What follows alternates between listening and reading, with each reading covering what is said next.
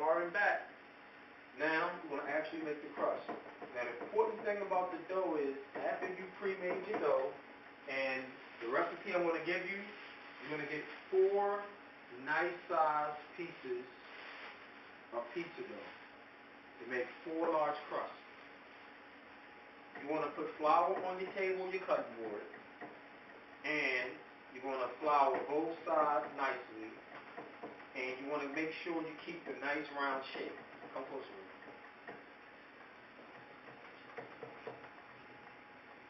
Keep a nice round shape. Now, you use your rolling pin.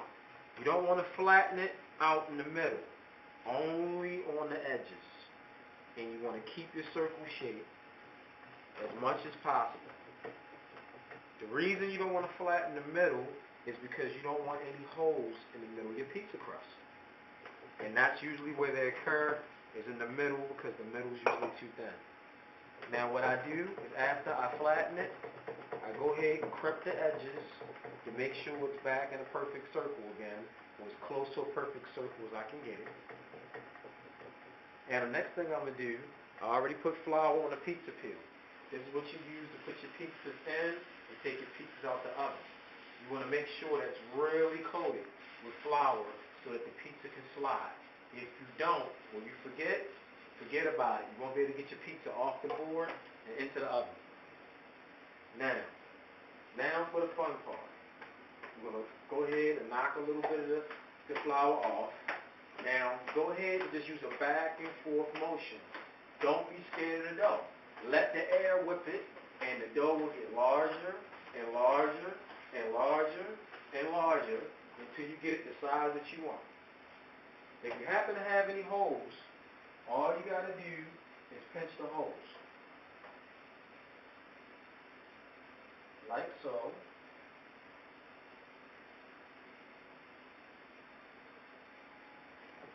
And your pizza's all good. And remember, the longer you stretch it, the larger and thinner your crust is going to be.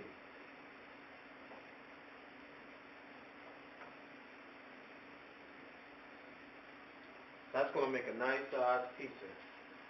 Alright. Next thing we're going to do is add a little sauce.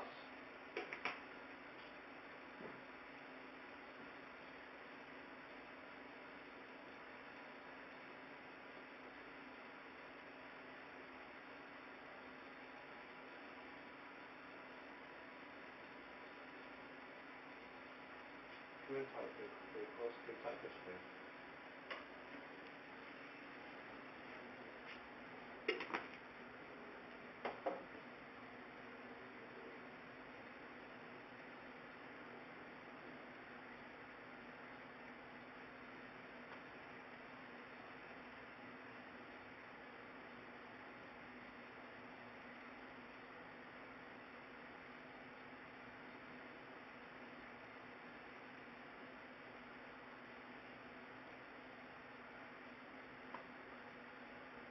Good. I like to put Parmesan cheese on next, and I like to use a lot of it. Give the pizza a good flavor.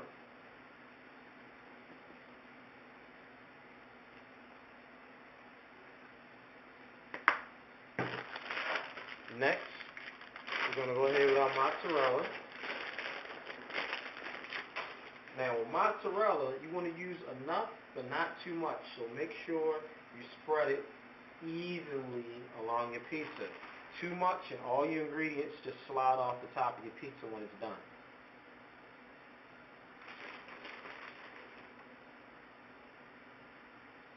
And you want to bring the cheese all the way out to the border.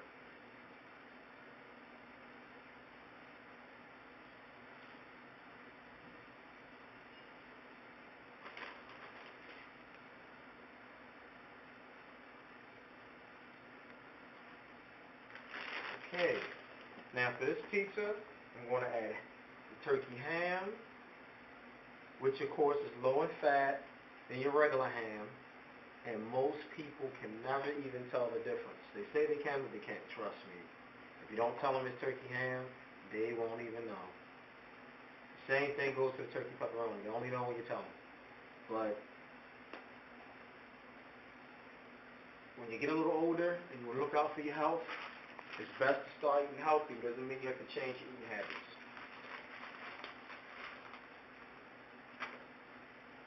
Next, we're going to add a few pepperoni.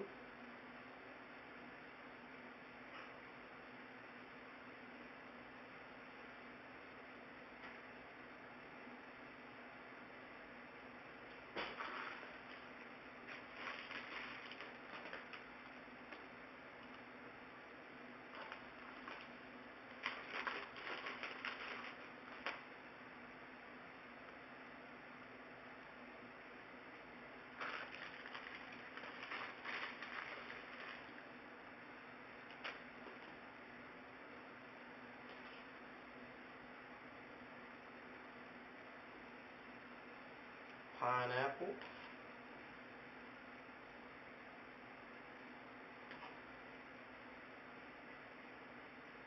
Okay, my first pizza's done. Next thing we're going to do is shake it a little bit and make sure we can get it onto the pizza stone.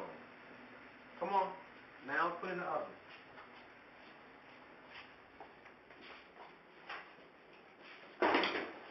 Okay, we'll make sure we get it all the way in the back, and you just slide it gently to evenly on the pizza stone.